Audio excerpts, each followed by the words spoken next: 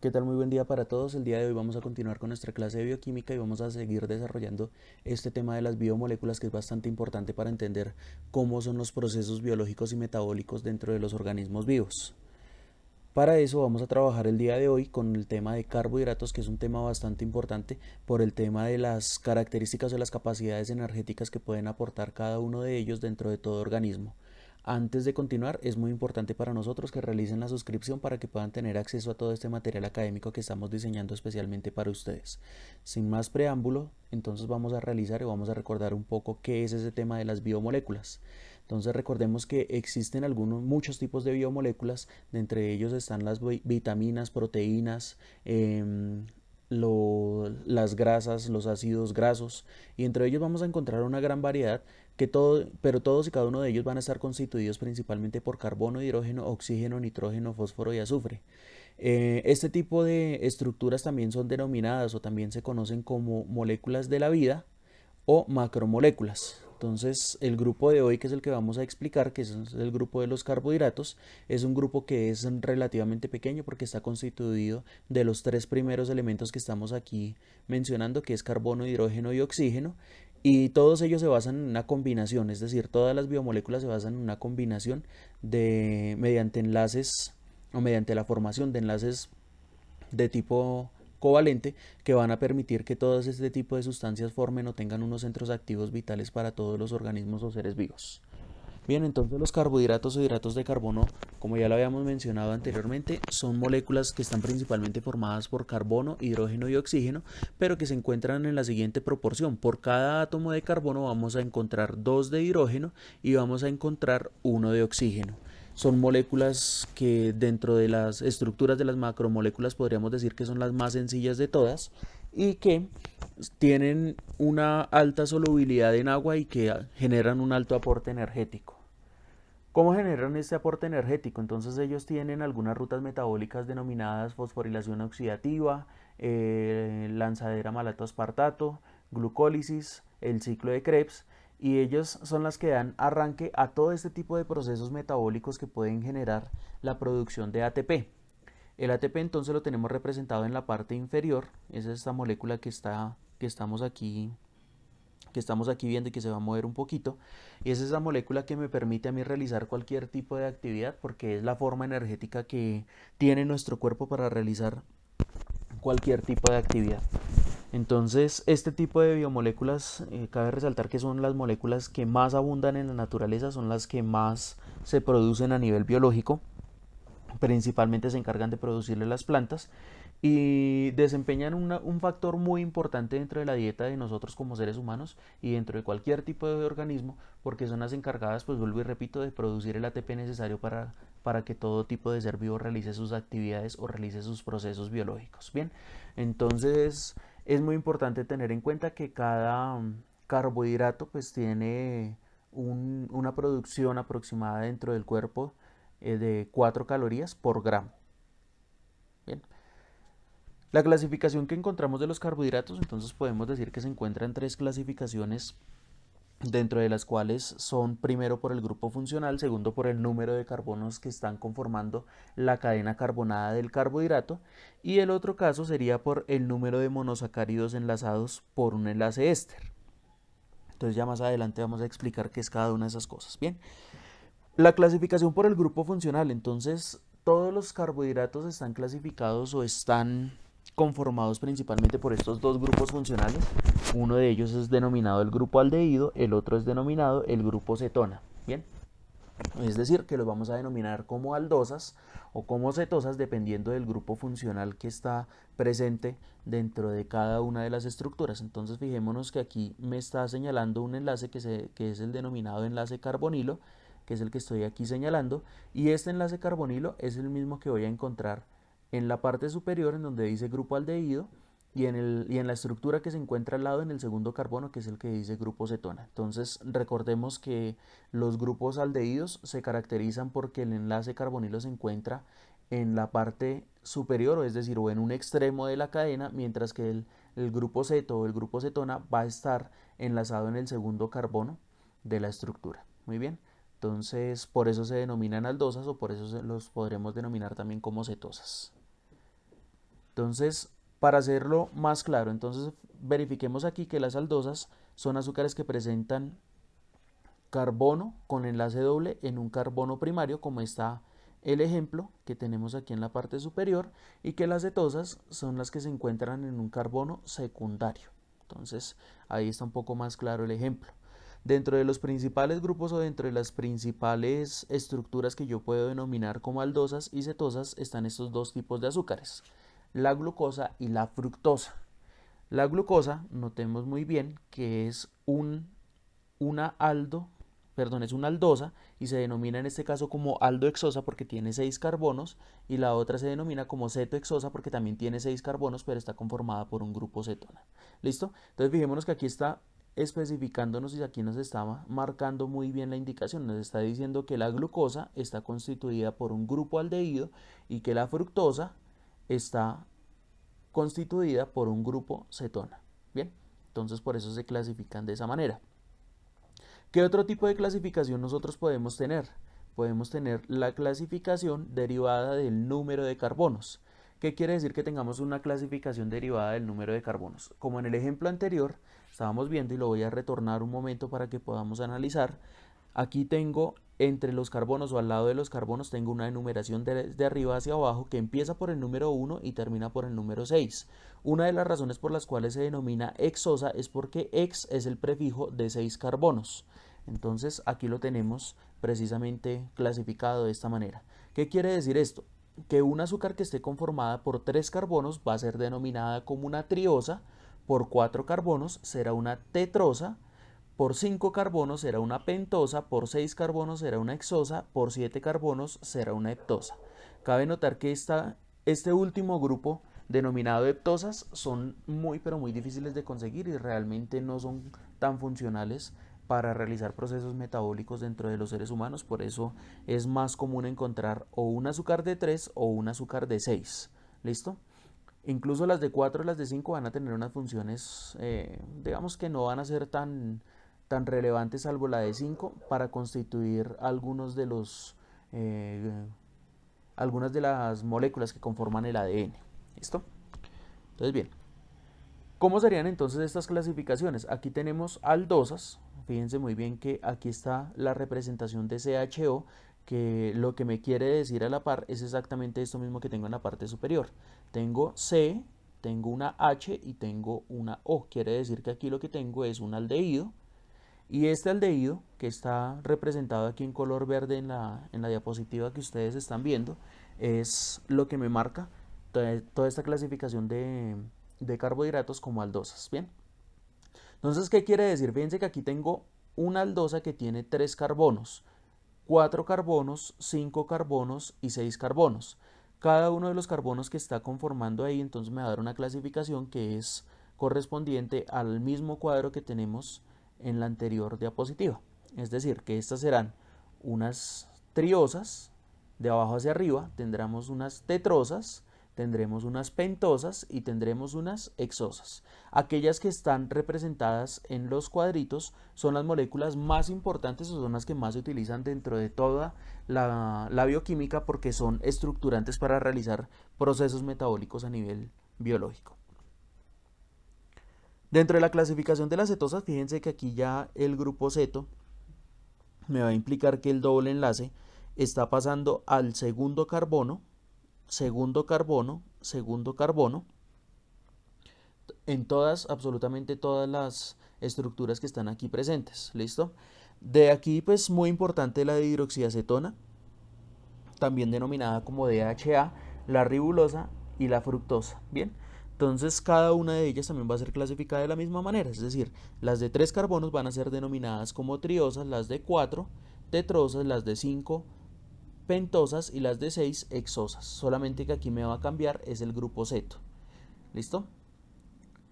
Entonces, continuamos un poco. Ahora sí vamos a explicar qué es este término de los monosacáridos polisacáridos. Entonces, cuando yo tengo un monosacárido, es un azúcar que está conformada simplemente por una sola estructura, ya sea de glucosa, de fructosa, ribosa, de gliceraldehído. O sea, es una estructura simple que va a estar conformada por un carbohidrato llámese que tenga 6, tenga 7, tenga 3, tenga 4. Es decir, ellos simplemente van a definir las características principales a través de quién, a través de una estructura que va a corresponder a la clasificación anterior. Bien, entonces este tipo de estructuras que tenemos aquí son muy pero muy importantes porque la clasificación de monosacáridos implica que a través de este grupo, que ustedes lo pueden ver aquí en naranja, al lado derecho de nuestra imagen, la estructura ciclada, muestra que hay un grupo de hidroxilo que está resaltado de naranja. A través de ese tipo de hidroxilos y a través de la deshidrogenación es que se pueden empezar a formar algunos tipos de enlaces para formar disacáridos, trisacáridos, polisacáridos en general, ¿vale? Entonces, este tipo de monosacáridos, digámoslo de esta manera, nosotros lo podemos consumir a nivel biológico. Lo que más consumimos es glucosa, lo segundo que más consumimos es fructosa. De ahí en adelante tenemos otro tipo de azúcares como la galactosa, y que ya más adelante vamos a ver entonces para qué nos pueden servir algunos de ellos y sus enlaces. ¿Listo? Entonces los disacáridos, nótese que en la anterior las estructuras estaban solitas, entonces son dos monosacáridos unidos por una condensación, en donde se libera una molécula de agua. Es decir, que hay alguien que, como ustedes lo pueden ver en la imagen del lado derecho, hay alguien que va a perder su grupo de hidroxilo y hay alguien que solamente va a perder el hidrógeno. Como consecuencia, este proceso me va a permitir la formación del agua, pero me va a formar un enlace que se denomina como un enlace estérico o un enlace éster, en donde el oxígeno va a funcionar como puente para unir a dos monosacáridos. Es decir, que son dos estructuras cíclicas que van a estar tomadas de la mano, van a formar un puente por medio del oxígeno, y esta es la estructura que es más común entre las que nosotros podemos identificar. De pronto es muy importante recalcar en este momento, y hay gente que dice, ah, bueno, es que la ponimalta es un poquito más nutritiva que la misma gaseosa de cualquier otro tipo de marca.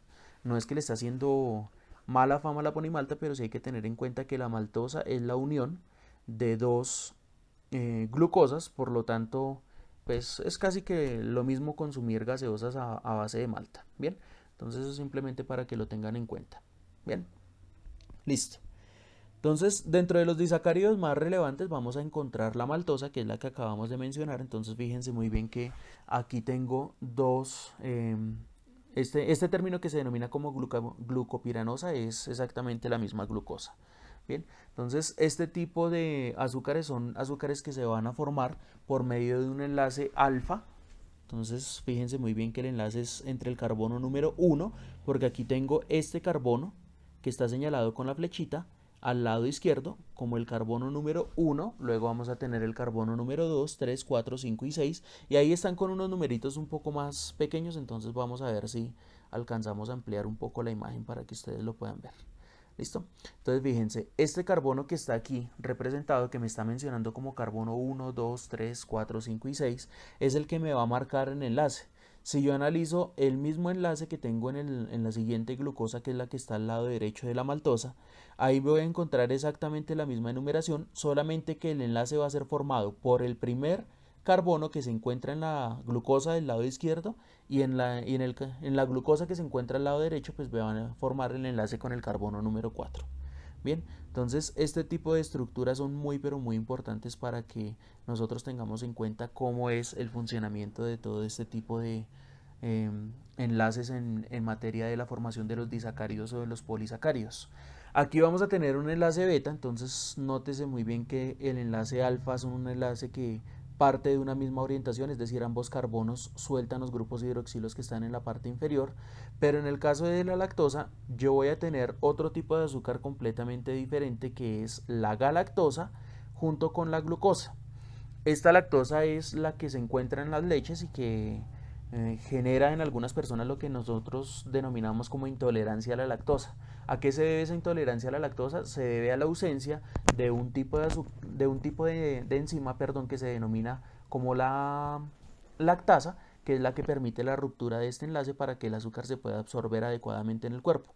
Entonces, como esas personas carecen de ese tipo de enzimas, entonces lo único que tienen que hacer es consumir tipos de leches o leches en donde esta lactosa fue eliminada a través de un proceso físico-químico para que la leche se haga más digerible, perdón, en ese tipo de personas, ¿listo? Entonces se denomina como un enlace beta porque si ustedes se dan cuenta hay un enlace que está partiendo por la parte superior y termina o culmina con el mismo enlace en la parte inferior y continuamos pues con el mismo puente de oxígeno, con el mismo enlace éster del oxígeno, ¿listo? La sacarosa es un azúcar muy pero muy importante para nosotros porque es el azúcar comercial, ese es el azúcar que nos venden a nosotros en la tienda y denominada como sacarosa, pues ella también va a tener la constitución de dos azúcares porque es un azúcar de carácter vegetal, por tanto la sacarosa va a ser la unión entre la glucosa y la fructosa. Entonces fíjense muy bien que aquí voy a tener la unión entre los dos a través del puente de oxígeno denominado también éster,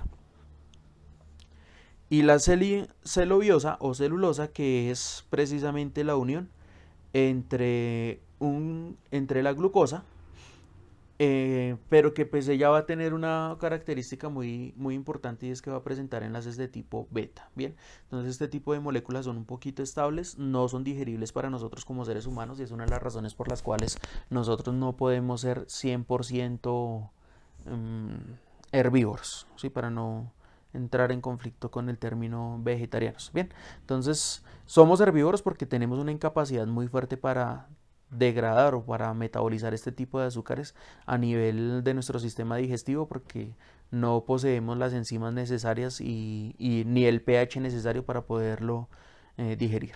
Bien, entonces continuemos acá. ¿Listo? Bien. Listo, entonces vamos a continuar con este término. Entonces aquí vamos a tener los trisacáridos, que pues si los disacáridos eran dos azúcares que estaban unidas, entonces aquí vamos a tener los trisacáridos, que serán tres azúcares que estarán unidas, y también tenemos los polisacáridos, que de aquí en adelante serán de tres o más de cuatro carbohidratos que estarán, perdón, monosacáridos que estarán unidos o estarán enlazados a través del oxígeno. ¿Listo? Dentro de los azúcares más importantes entonces encontramos la celulosa, que es formada por la glucosa unidas fuertemente por los enlaces con el oxígeno y que me van a constituir una estructura eh, para las plantas, es decir, por lo menos las hojas de nuestro cuaderno que son sacadas también principalmente de las plantas, pues están constituidas de celulosa y que son moléculas principalmente de la glucosa, pero que vuelvo y reitero, no tenemos la posibilidad nosotros de digerirlas porque no poseemos las enzimas y no poseemos el pH suficiente para poderlo digerir. También existen otros tipos de azúcares que son un poco más complejos, es decir, son polisacáridos, que son los denominados almidones, que son los que encontramos principalmente en tubérculos como la papa o la yuca, y que ellos funcionan principalmente con estructuras que casi que manejan la misma condición de la celulosa. Es decir, fíjense que en la celulosa pues nosotros podemos tener unas estructuras que son lineales, por eso si tomamos una lupa para analizar muy pero muy detalladamente las fibras de las hojas del cuaderno, pues nosotros podemos encontrar unas pequeñas vellosidades que incluso son evidentes cuando yo rompo una hoja y veo que quedan como unos pelitos en los bordes por donde se fracturó. Bien, los almidones entonces tienen una estructura que son un poquito más complejas, fíjense que ya no solamente parte de la formación de una secuencia de carbohidratos como en la anterior estructura, que los tengo todos secuenciados, sino que aquí voy a encontrar unas pequeñas ramificaciones de monosacáridos y en esas pequeñas ramificaciones de monosacáridos voy a encontrar unas estructuras un poco más estables y que son más fáciles de digerir por lo menos para nosotros como seres humanos, pero que en consecuencia por la misma complejidad que tienen tendríamos que realizar en una eventual ingesta exagerada de este tipo de componentes, tendríamos que elaborar o tendríamos que realizar una buena actividad física para que no se tiendan a acumular a nivel corporal. Otra de las formas que nosotros mantenemos, y fíjense que la imagen aquí es muy específica en señalarme en qué tipo de órganos está almacenando. Esto es una reserva energética que nosotros realizamos como organismos o como seres vivos. Todos los organismos que tenemos hígado tenemos la facilidad o facultad de formar esta estructura que se denomina el glucógeno y que funciona como una estructura energética que va a almacenarse dentro de nuestro sistema y que conforme nosotros tengamos la necesidad de realizar cualquier tipo de proceso metabólico en donde llevemos un ayuno prolongado, pues el cuerpo lo que va, o el hígado lo primero que va a hacer es tomar esta estructura y comenzar a repartirla por el resto del cuerpo. También es muy importante tener en cuenta que estructuras como las denominadas quitinas son la base de los tejidos externos principalmente para artrópodos o para animalitos o insectos que tienen exoesqueletos. En este caso, pues el escarabajo tiene este tipo de quitinas y este tipo de quitinas lo que va a hacer es darle una contextura más fuerte en su caparazón externo. ¿Listo? Entonces, muchachos, es prácticamente en esta clase pues sería todo por el día de hoy. Espero estén muy atentos del video. Por favor, recuerden hacer la suscripción